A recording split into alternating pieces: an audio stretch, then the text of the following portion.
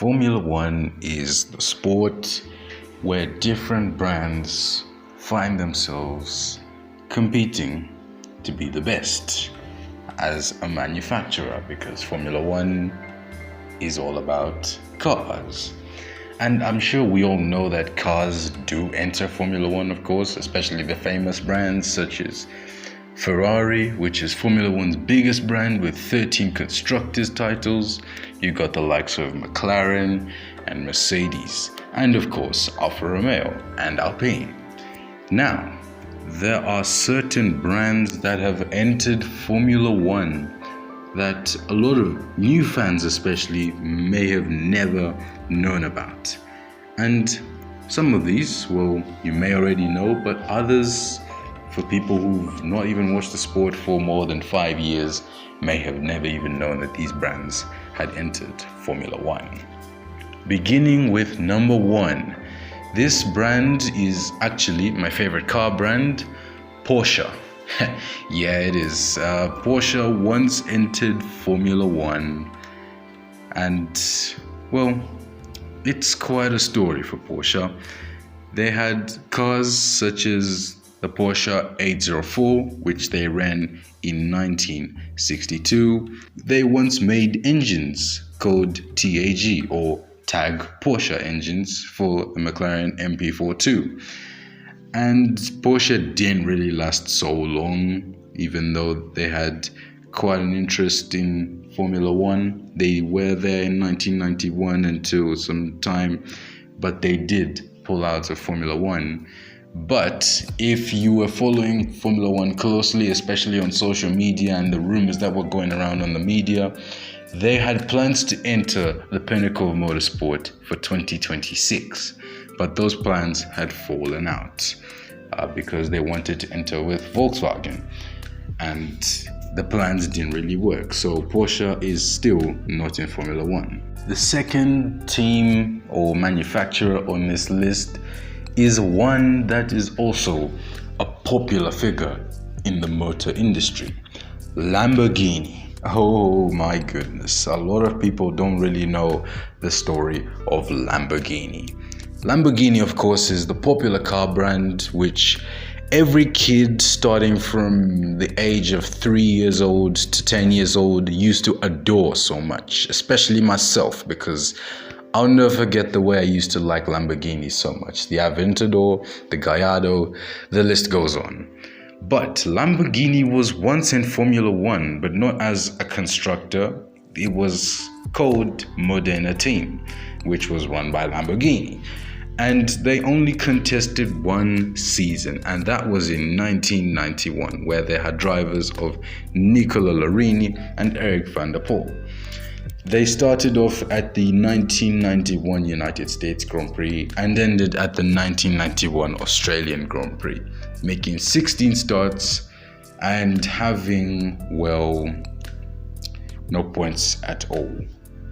The best finish for them was a 7th place at the season opener. And well, if you listen to me very closely, I said 16 races entered, but at the time they didn't manage to make the 107% rule, where you had to be under a certain lap time to start the race in qualifying. They only started 6 races. Not so successful for Lamborghini. The next car brand on this list is one that a lot of people know about, and it's not so unfamiliar. It is quite familiar, and especially around the world, you see this car about every day. Toyota. Toyota is a huge figure when it comes to series like the Super Formula of Japan and the World Endurance Championship. In Formula One, however, they didn't really have that much success, because they started off as a constructor all the way back in 2002.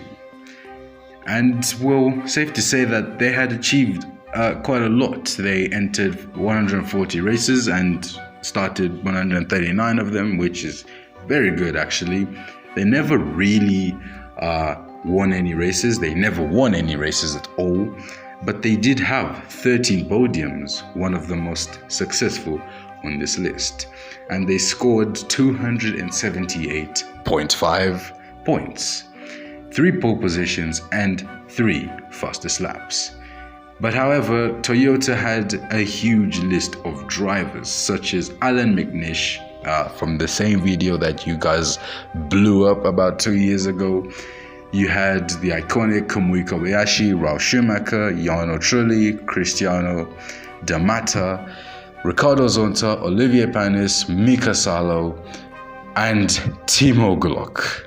The list is incredible. They didn't really last for so long. They only lasted for 8 seasons before pulling out at the 2009 Abu Dhabi Grand Prix, which was a very long time ago. And after that, Toyota went on to achieve bigger things, winning Le Mans and just doing a whole lot of things, to be honest. Another one on this list is one that a lot of people, or let's just say, is a 50-50. Half of the people don't know about this, half of the people do. And it is, of course, the Bavarian Motor Works, also known as, or most commonly and most popularly known as, BMW. This is one of the most famous car brands. It is also one car brand that a lot of Mercedes fans love to despise, because there's a huge rivalry between Mercedes-Benz, AMG, and BMW. It is just like Real Madrid and Barcelona. Now, BMW didn't really have that pedigree in Formula One, but to an extent they were more successful than Toyota, who was mentioned on this list. And they started their career in 2006 at the Bahrain Grand Prix. They entered 70 races and started all of them. And their best finish in the Constructors' Championship was second, which is honestly so incredible. They're the most successful on this list. You can't change my mind on that. Their best finish in a Drivers' Championship was achieved by Robert Kubica in 2008 with our 4th place. They won 1 race via Robert Kubica, the 2008 Canadian Grand Prix. They had 17 podiums, 1 pole position, 2 fastest laps, but just like Toyota, they pulled out at the 2009 Abu Dhabi Grand Prix. And well, it changed. But BMW didn't really enter as BMW, they entered as BMW Sauber. And after 2010, Sauber went so many ways after that sponsorship with BMW. And the final constructor or popular brand that's on this list is, of course, Jaguar. Jaguar was that one brand which a lot of people didn't know about, but they had that infamous story at the 2005 or 3 Monaco Grand Prix, where they put a diamond on their car and then crashed the car, and then the diamond was never seen after that. We still don't know where that diamond is. They were Jaguar Racing F1 team, based in Milton Keynes in the United Kingdom, of course. And they had notable, not just drivers, but staff, such as the late great Niki Lauda, the 3-time Formula One world champion, Bobby Rahal, and Günther Steiner. What a legend. Notable drivers. We had Eddie Irvine, Justin Wilson, the late great Justin Wilson, may his soul rest in peace, Christian Klein, Pedro de la Rosa, and the flying Australian Mark Webber. Let's not ask why he's called that. They started off at the 2000 Australian Grand Prix, one way to kick off the new millennium. They entered 85 Grand Prix and started all of them.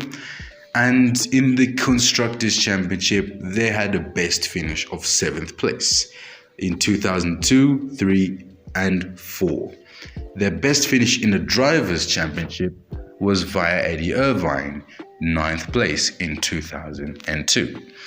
They got close to race victories in the past but never won any. Their best finish was 3rd at the 2001 Monaco Grand Prix and at the 2002 Italian Grand Prix. They had 2 podiums, which were those very 2 races that I've mentioned, and 49 points. Otherwise, no pole positions or fastest laps.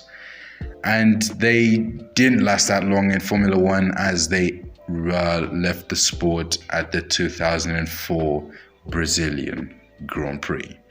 Not so successful from Jaguar, but a lot of brands were successful in Formula One, and some of them are still there. Some of them have evolved, and well, some of them have just disappeared. Thank you guys so much for watching. If you did enjoy this video, please remember to smash the like button. Let me know what you thought in the comments about some of these brands, whether you knew they existed or not. And if you want more content just like this, subscribe to the channel, turn on notifications, and from me, Octave F1, it's goodbye.